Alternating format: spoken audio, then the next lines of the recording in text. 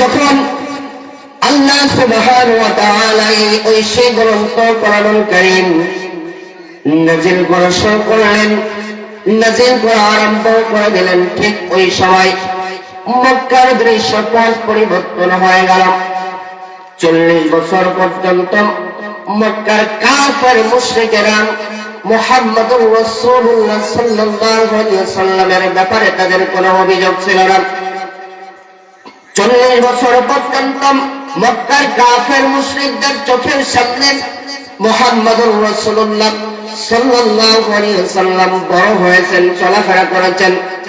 এই 40 বছর পর্যন্ত মুহাম্মদুর রাসূলুল্লাহ সাল্লাল্লাহু আলাইহি ওয়াসাল্লামের ব্যাপারে তাদের কোনো অভিযোগ ছিল না, বরঞ্চ তারা বলত এই গোটা মক্কা এবং মদিনার মধ্যে যদি কোনো ব্যক্তি সত্যবাদী ব্যক্তি থাকে, সৎআলাদী ব্যক্তি থাকে, সে হলো আমাদের মুহাম্মদ। আমরা বলি সাল্লাল্লাহু আলাইহি ওয়াসাল্লাম। মক্কার কাফের মুশরিকেরা তারা বলতো এই আরব জাহানের মধ্যে, গোটা আরব জাহানের মধ্যে যদি কোনো ব্যক্তি আমানতদার থেকে থাকে, সে হলো আর কেউ নয়, সে হলো আর কেউ নয়, সে হলো আমাদের মুহাম্মদ। আমরা বলি সাল্লাল্লাহু আলাইহি ওয়াসাল্লাম। এই 40 বছর পর্যন্ত মুহাম্মদকে ভালোবেসেছেন, তাদের সাথে ভালো ব্যবহার করেছেন, মুহাম্মাদের বিরুদ্ধে তাদের কোনো অভিযোগ ছিল না, কোনো দোষ ছিল না। কিন্তু হেরা গোহাই নবী মুহাম্মদুর রাসূলুল্লাহ সাল্লাল্লাহু আলাইহি ওয়াসাল্লামের কাছে এই ঐশী গ্রন্থ আসমানি কিতাব আল্লাহ সুবহানাহু ওয়া তাআলা যখন নাযিল করা শুরু করলেন, যখন নাযিল করা আরম্ভ করে দিলেন, ঠিক ওই সময় থেকে মক্কার ওই সমস্ত কাফের মুশরিকেরা যারা মুহাম্মদুর রাসূলুল্লাহ সাল্লাল্লাহু আলাইহি ওয়াসাল্লামকে আল আমিন বলেছিল, as-সাদিক বলেছিল, এই কোরআন নাযিল হওয়ার কারণে ওই সমস্ত কাফের মুশরিকেরা মুহাম্মদকে বলতে লাগলো কাযযাব, মিথ্যাবাদী। আরো জোরে বলেন নাউযুবিল্লাহ। আমার ভাইরা, আমার নবীজি মিথ্যাবাদী ছিলেন? আরো বলেন। তারা যে শুধু কাযযাব, মিথ্যাবাদী বলেছে তাই নয়, তাই নয়। কোরআন নাযিল হওয়ার কারণে মুহাম্মদুর রাসূলুল্লাহ সাল্লাল্লাহু আলাইহি ওয়াসাল্লামকে বলতে লাগলো শায়র, জাদুকর, কাহিন, গণক, শায়র, কবি, মজনুন, পাগল। আমার ভাইরা, এভাবে নবী মুহাম্মদুর রাসূলুল্লাহ সাল্লাল্লাহু আলাইহি ওয়াসাল্লামকে এই কোরআনের জন্য কাফের মুশরিকরা, তৎকালীন কাফের মুশরিকরা বিভিন্ন ভাবে গালিগালাজ করতে লাগলো, বিভিন্ন ভাবে ঠাট্টা করতে লাগলো। নবীজির কোনো দোষ ছিল না, কোনো দোষ ছিল না, কোনো অপরাধ ছিল না। নবী মুহাম্মদুর রাসূলুল্লাহ সাল্লাল্লাহু আলাইহি ওয়াসাল্লাম কারোর ঘর বাড়ি দখল করে নাই, টাকা পয়সা সম্পদ কারোর দখল করে নাই। মুহাম্মদুর রাসূলুল্লাহ সাল্লাল্লাহু আলাইহি ওয়াসাল্লামের কোনো অপরাধ ছিল না। একটাই অপরাধ ছিল, আল্লাহর জমিনে আল্লাহর কোরআনের আইন বাস্তবায়ন করা, কোরআনের কথা বলার কারণে মক্কার কাফের মুশরিকেরা মুহাম্মদুর রাসূলুল্লাহ সাল্লাল্লাহু আলাইহি ওয়াসাল্লামকে পাগল, জাদুকর, মিথ্যাবাদী বলতে লাগলো। আর যারা বলেন নাউযুবিল্লাহ। আমার ভাই, তাহলে বোঝা গেল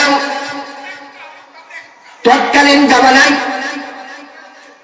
যে জামানায় এই কোরআন নাযিল হয়েছিল, ওই জামানায় নবী মুহাম্মদুর রাসূলুল্লাহ সাল্লাল্লাহু আলাইহি ওয়াসাল্লামকে মক্কার কাফের মুশরিকরা গালি দিয়েছিল কোরআনের জন্য। আজকের যুগে আমরা দেখতে পাই এই কোরআনের কথা যারাই বলেন, কোরআনের তাফসীর যারা করেন, কোরআনের হক কথাগুলো যারা বলে, ঠিক এই জামানার ইসলাম বিদ্বেষী, কোরআন বিদ্বেষী মানুষেরা ওই সমস্ত আলেম ওলামাদেরকে, কোরআনের পাখীদেরকে রাজাকার, জঙ্গিবাদ, মৌলবাদ গালিগালাজ করে। কথা বলেন। আমার ভাইরা, লক্ষ্য করেন, খেয়াল করেন, নবী মুহাম্মদুর রাসূলুল্লাহ সাল্লাল্লাহু আলাইহি ওয়াসাল্লামকে যখন মক্কার কাফের মুশরিকরা পাগল বলতে লাগলো, জাদুকর বলতে লাগলো, মিথ্যাবাদী বলতে লাগলো, বিভিন্ন ভাবে গালিগালাজ করতে লাগলো, ঠাট্টা বিদ্রোহী করতে লাগলো, ঠিক এমন সবাই আমার নবী যাতে মন খারাপ না করেন, আমার নবী যাতে হতাশাগ্রস্ত না হয়ে পড়ে, আমার নবীজি যাতে আপসেট হারিয়ে না ফেলেন, আমার নবীজি যাচ্ছে দুশ্চিন্তা না করেন। সঙ্গে সঙ্গে আল্লাহ তাআলা নবীকে সান্ত্বনা দেওয়ার জন্য পবিত্র কোরআনুল কারীমের 68 নম্বর সূরা সূরাতুল কলমের প্রথম কয়েকটি আয়াত নাযিল করে দিলেন। নুন ওয়াল কলামি ওয়া মা ইয়াসতারুন।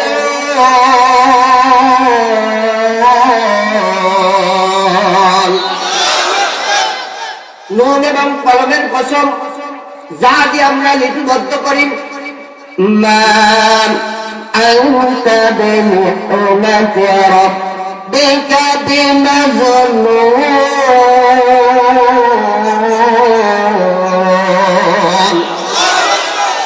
ও নবী, আপনি আপনার রবের অনুগ্রহে, আপনি আপনার রবের দয়ায় পাগল নন। আমি তোমার রব, আমি বলে দিলাম, আমি আপনাকে পাগল করে পৃথিবীতে পাঠাই না। আমার ভাইরা, নবী মুহাম্মদুর রাসূলুল্লাহ সাল্লাল্লাহু আলাইহি ওয়াসাল্লামকে মক্কার কাফের মুশরিকরা যখন পাগল বলতে লাগলো, জাদুকর বলতে লাগলো, আমার আল্লাহ তাআলা আয়াত নাযিল করে জানিয়ে দিলেন, ও নবী, আপনি চিন্তা করবেন না, দুশ্চিন্তা করবেন না, আমি আপনার রব আপনাকে পাগল করে পাঠাই নাই, আমি আপনাকে পাগল করে পাঠাই নাই। বলে সুবহানাল্লাহ। আমার নবীজিকে মক্কার কাফের মুশরিকেরা পাগল বলেছিল, এটা কি আপনাদের বিশ্বাস হয়? হ্যাঁ, তৎকালীন জামানায় কাফের মুশরিকেরা নবীকে পাগল বলেছিল, এটা কি বিশ্বাস হয় আপনাদের? জি বলেন যে হয়। কথা বুঝেননি? তৎকালীন জামানার নবীকে মক্কার কাফের মুশরিকেরা পাগল বলেছিল, এটা কি বিশ্বাস হয়? আমার ভাইরা,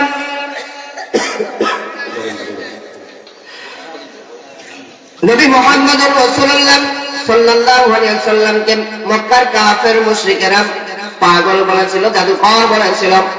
যুগে যুগে আল্লাহ রাব্বুল আলামিন মানুষদেরকে জানিয়ে দেওয়ার জন্য, যুগে যুগে মানুষদেরকে জানিয়ে দেওয়ার জন্য কোরআনুল কারীমে আল্লাহ তাআলা বলে দিলেন, জানিয়ে দিলেন, ওয়া ক্বালু ইয়া আইয়ুহাল্লাযী নুযিলা আলাইহি যিকরু ইন্নাকা লামাজনুন।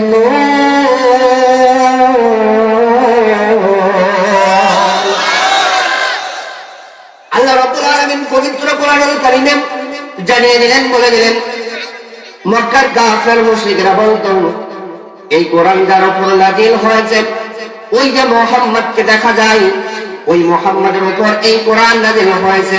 ও মক্কার মানুষেরা, তোমরা এই মুহাম্মাদের কথা শুনবে না, তোমরা মুহাম্মাদের কথা শুনবে না, কারণ মুহাম্মদ পাগল, মুহাম্মদ পাগল, মুহাম্মদ পাগল। বলি নাউযুবিল্লাহ। আরে জোরে বলেন নাউযুবিল্লাহ। আমার ভাইরা, নবীকে পাগল সাব্যস্ত করার জন্য, নবীর নাম নিশানা মক্কার মানুষদের কাছ থেকে মুছে ফেলার জন্য তৎকালীন জামানার মক্কার রাষ্ট্রপ্রধান মিস্টার আবু জেহেল, নাম কি? আরো জোরে। ওই জামানার রাষ্ট্রপ্রধান আবু জেহেল সে ষড়যন্ত্র শুরু করলেন। তার নেতা কর্মীদেরকে, ছেলেদেরকে এক জায়গায় ডাকলেন, ডেকে বলতে লাগলেন, ও আমার কর্মী ভাইরা, আমাদের এই মক্কার মধ্যে তো হজের সময় এসে গিয়েছেন, অন্য দেশ থেকে মানুষেরা হজ করতে আসবেন, আমাদের এই দেশে তো ব্যবসার সময় হয়ে গিয়েছে, অন্য দেশ থেকে ব্যবসায়ীরা, অন্য রাষ্ট্র থেকে ব্যবসায়ীরা ব্যবসা করার জন্য তো আমাদের এই মক্কায় আসবেন।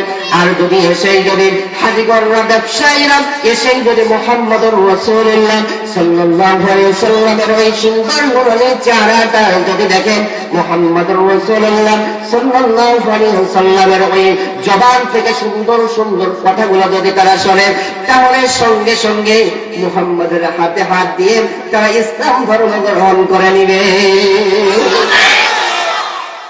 আমার ভাইরা, মক্কার রাষ্ট্রপ্রধান মিস্টার আবু জেহেল ষড়যন্ত্র শুরু করলো, কি করা যায়, কি করা যায়, কি করা যায়। ও নেতা কর্মীরা বলো, মুহাম্মদকে মক্কার মানুষের কাছ থেকে কিভাবে কালারিং করা যায়, কিভাবে মুহাম্মদকে পচানো যায়, মুহাম্মদের নাম নিশানা মুছে ফেলা যায়, বলো।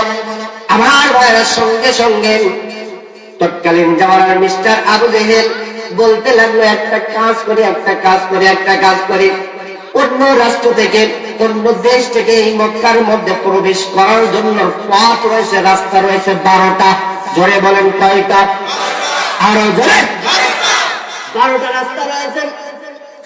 এই 12টা রাস্তায় আমাদের লোকগুলো নিযুক্ত করে দেব, আমাদের লোকগুলো লেলিয়ে দেব, নারী পুরুষ দিয়ে লেলিয়ে দেব। টাকা লাগে টাকা দেব, গাড়ি লাগে গাড়ি দেব, অর্থ লাগে অর্থ দেব, বাড়ি লাগে বাড়ি দেব, নারী লাগে নারী দেব, জাল চাই তাই দেব। তবু আমাদের এই লোক 12টা পয়েন্টে, 12টা রাস্তায় আমাদের লোকগুলো লেলিয়ে দেব। এদের কাজ হবে, যারাই হজ করতে আসবে মক্কার বাহির থেকে, অন্য রাষ্ট্র থেকে, অন্য দেশ থেকে হজ করতে আসবে, তাদের কাছে গিয়ে বলবে, যারা ব্যবসা করতে আসবে তাদের কাছে গিয়ে বলবে, মক্কার মধ্যে একজন নতুন পাগলের আবির্ভাব হয়েছে, নাম তার মুহাম্মদ, নাম তার মুহাম্মদ, নাম তার মুহাম্মদ। ওই মুহাম্মাদের কাছে যাবে না, মুহাম্মাদের কাছে যাবে না, মুহাম্মদ পাগল, মুহাম্মদ পাগল, মুহাম্মদ পাগল, মুহাম্মদ পাগল বলি নাউযুবিল্লাহ। আমার ভাই, তৎকালীন জামানার মক্কার রাষ্ট্রপ্রধান আবু জেহেল চক্রান্ত করেন, মিলিয়ন মিলিয়ন টাকা খরচ করেন, মক্কার রাষ্ট্র থেকে মিলিয়ন মিলিয়ন টাকা খরচ করে ওই মক্কার 12টি পয়েন্টে লোক লাগিয়ে দিল, লোক লেলিয়ে দিল, নারী এবং পুরুষ দিয়ে। আমার ভাইরাম, আমরাও দেখেছিলাম আমাদের বাংলাদেশের বুকে আলেম ওলামাদেরকে গ্রেফতার করার জন্য লেডি ফেরাউন তুমি হাজিরাম, সেও ষড়যন্ত্র করেছিল। সেও কেমন ষড়যন্ত্র করেছিল আমার ভাইরা, সে যে লক্ষ লক্ষ টাকা খরচ করে জঙ্গি নাটক সাজিয়ে আলেম ওলামাদেরকে গ্রেফতার করেছিল। ওই আবু জেহেল এই হাসিনা ইয়াকিন খুব শুধুমাত্র দেশ আলাদা আর নাম আলাদা। আমার ভাইরা, মক্কার রাষ্ট্রপ্রধান মিস্টার আবু জেহেল ওই 12টি পয়েন্টে লোক লাগিয়ে দিলেন, লোক লাগিয়ে দিলেন। যেই আসেন, অন্য রাষ্ট্র থেকে যেই আসেন, অন্য দেশ থেকে যেই আসেন হজ করার জন্য, ব্যবসা করার জন্য, তাদের কাছে গিয়ে গিয়ে বলে, ও হাজিগণেরা, ব্যবসায়ী ভাইয়েরা, তোমরা শোনো, তোমরা শোনো, এই মক্কার মধ্যে একজন নতুন পাগলের আবির্ভাব হয়েছে, নাম তার মুহাম্মদ। ওই মুহাম্মাদের কাছে যাবে না, মুহাম্মাদের কাছে যাবে না, মুহাম্মাদের কাছে যাবে না, কারণ মুহাম্মদ পাগল, মুহাম্মদ পাগল, মুহাম্মদ পাগল, মুহাম্মদ পাগল বলি নাউযুবিল্লাহ। আমার ভাইরা, যখন এই কথা বললেন, যারা হজ করতে এসেছিল, যারা ব্যবসা করতে এসেছিল, তারা বলতে লাগলো, এত বছর হজ করতে আসেনি মক্কায়, আজ পর্যন্ত কোন একটা পাগল দেখলাম না, হঠাৎ কি এমন পাগলের আবির্ভাব হলো, যার থেকে আমাদেরকে সাবধান করার জন্য, সতর্ক করার জন্য মক্কার রাষ্ট্রপ্রধান মক্কার রাষ্ট্র থেকে মিলিয়ন মিলিয়ন টাকা খরচ করে। আমাদের হজ হয় হোক বা না হোক, আমাদের ব্যবসা হয় বা না হোক, আমরা এই মক্কার এই পাগল মুহাম্মদকে না দেখে বাড়ি যাব না।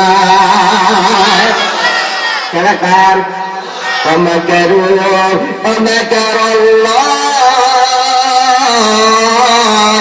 والله خير الماكرين।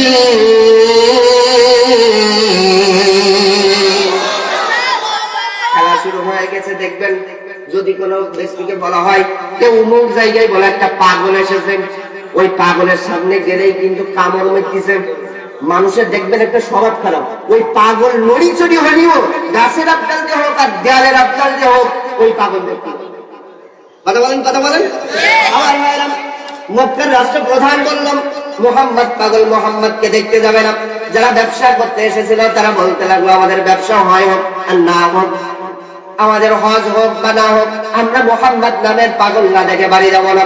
এই কথা বলেন তারা দল বেঁধে, আমার ভাইরা, দল বেঁধে দল বেঁধে দল বেঁধে মুহাম্মদকে দেখতে ছুটলেন, মুহাম্মদকে দেখার জন্য ছুটে চললেন। আমার ভাইরা, যেতে যেতে যেতে যেতে যেতে যেতে তারা নিজেরাই বর্ণনা করেন, তারা নিজেরাই বর্ণনা করেন, আমরা মুহাম্মদের দিকে যতই যাই ততই দেখি মুহাম্মদের দিক থেকে আমাদের নাকের মধ্যে সুন্দর সুন্দর আতরের গান ভেসে আছে। তারা যখন মুহাম্মাদের কাছে চলে গেলেন, যাওয়ার সঙ্গে সঙ্গে তারা দেখতে পেলেন, তারা অবাক হয়ে গেলেন। তারা দেখতে পেলেন একজন আরেকজনের সাথে বলাবলি শুরু করলেন, আমরা আজ পর্যন্ত কত না পাগল দেখেছি, ওই পাগলগুলোর মাথার চুলগুলো থাকে এলোমেলো, ময়লা, উষ্ণ খুষ্ক, কথা বলেন, অগুছালো থাকেন, উষ্ণ খুষ্ক থাকেন, ময়লা থাকেন, কিন্তু গায়ে থাকে ময়লা জামা, ছেঁড়া জামা, শরীর থেকে দুর্গন্ধ বের হয়। কিন্তু এই মক্কার মধ্যে মুহাম্মদ কে কেমন পাগলে কেমন পাগল, এই মুহাম্মদকে যতই আমরা দেখি ততই আমরা প্রেমে পড়ে যাই। রাহমাতুল লিল আলামিন নাবিন, রাহমাতুল লিল আলামিন নাবিন, কোরআনে প্রমাণ, আশিক বিনে কে বুঝিবে আমার দয়াল নবীর শান, উম্মত বিনে কে বুঝিবে আমার মায়ার নবীর শান। কথা বলেন ঠিক না? সবাই আমার সাথে বলেন তো, রাহমাতুল লিল আলামিন নাবিন, রাহমাতুল লিল আলামিন নাবিন, কোরআনে প্রমাণ, আশিক দিনে কে বুঝিবে আমার দয়াল নবীর শান, উম্মত বিনে কে বুঝিবে আমার মায়ার নবীর শান। নবী আমার মদিনারি বলবো,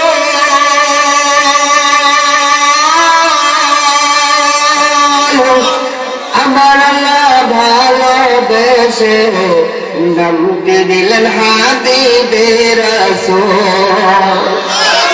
নবী আমার মদিনারি বলবো,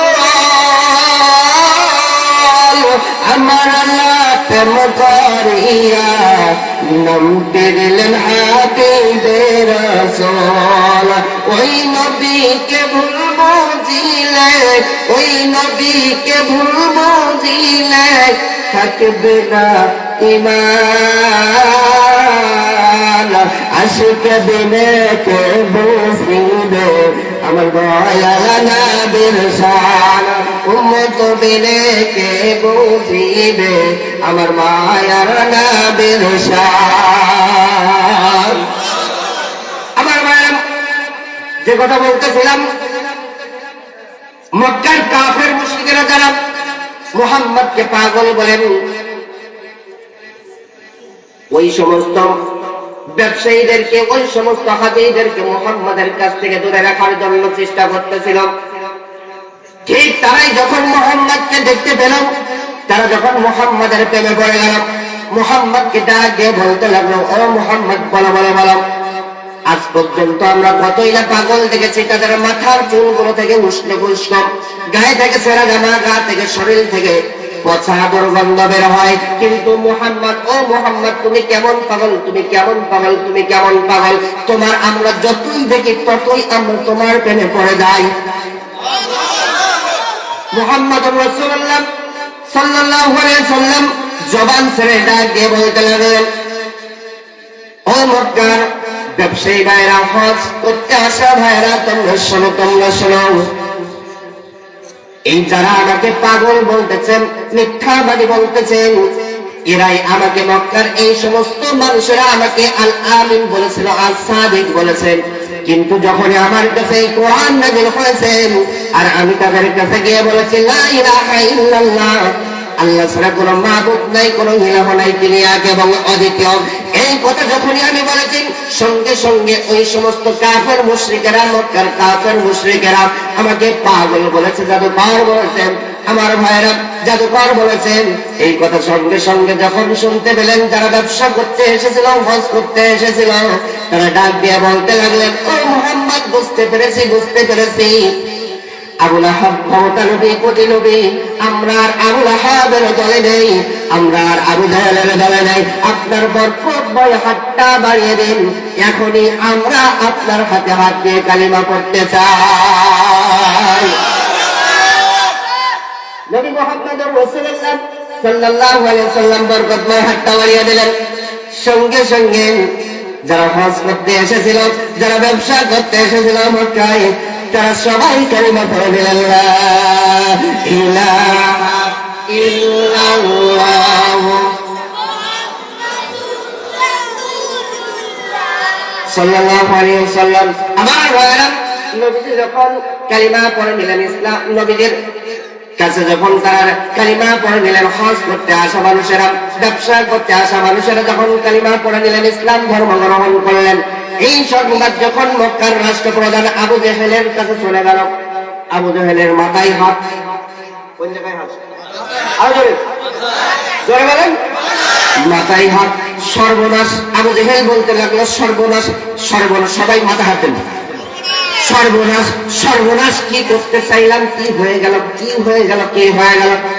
আবু বকর, মুহাম্মদকে আমি পচাতে চাইলাম, মুহাম্মদকে মানুষের কাছ থেকে বিতরিত করতে চাইলাম, মুহাম্মদের নাম নিশানা মুছে ফেলতে চাইলাম, দেখি মুহাম্মদ এখন এই মক্কার মধ্যে ভাইরাল হয়ে গিয়েছে। আরো জোরে বলেন না সুবহানাল্লাহ। আমার ভাইরা, এবার লক্ষ্য করেন, বাংলাদেশ জামাতে ইসলামের নাম এবং নিশানা লেডি ফেরাউন মুছে ফেলতে চাইল। আমার ভাইয়েরা, 1 তারিখ তারা নিবন্ধন, জামাতে ইসলামের নিবন্ধন বাতিল করলো। কয় তারিখ? আরো ধরে 1 তারিখ নিবন্ধন বাতিল করলাম। 1 গেল, 2 গেল, 3 গেল, 4 গেল, 5 গেল। যেই 5 আসলো, ঠিক এমন সময় লেজ গুটিয়ে গণভবনের পিছনের দরজা দিয়ে পালাতে বাধ্য হল। 5 তারিখ যে হয়ে গেল, বাংলাদেশ জামাতে ইসলামের নাম সবার মুখে মুখে কে করে দিয়েছে? আরো ধরে 5 তারিখে বাংলাদেশ জামাতে ইসলামের নাম নিশানা ভাইরাল করে দিল। এ খেলা কার? খেলা কার? আরো বলো। দেখেন সৈদা স্যার, লেডি ফেরাউন বলতো যে করি 41 সাল। কত সাল? আরে বলো। আরে ভাই, আমি যে এই জায়গায় যে এখন কথা বলছি, এখান থেকে যে নাম দো, এর পরের কথাটাও বলতে পারবো, আমি বলতে পারি ও মিয়া কি কে রে বলে 41 সাল। কথা বল, কথা বল। ছোট্ট একটা উদাহরণ মনে করে গেল, বলবো? রাত করবেন না তো? গায়ে লাগবে না তো? এক লোক 7 তলা বিল্ডিং বানিয়েছে। কয় তলা? 7 তলা বিল্ডিং বানিয়ে উপরের তলায় পাথুরি টাইল দিয়ে একটা ঘর তৈরি করেছে। ঘর তৈরি করে লক্ষ টাকা দামের একটা খাট আর লক্ষ টাকা দামের একটা কম্বল। শীতের সময় কম্বলই লাগে তো আগে, এই কম্বলের রস কিনে। ওই 7 তলায় যখন উঠেছে, খাটের উপর যখন বসেছে, কম্বলটা যখন মরুই দিয়েছে, ওর মনের মধ্যে অহংকার চলে গেছে। আমাকে কেউ লাগাইতে পারবে না, কেউ লাগাইতে পারবে না বলেছিল না? হত্যা করে হোক, গুম করে হোক, আইনা ঘরে করে হোক, মানুষের রক্তের করে 41 সাল পর্যন্ত। ও বলতে লাগলো আমার কেউ নামাজ পারবে না, কেউ নামাজ পারবে না, এইভাবে আমি থাকবো, এই 7 তলা থেকে কেউ নামাজ পারবে না।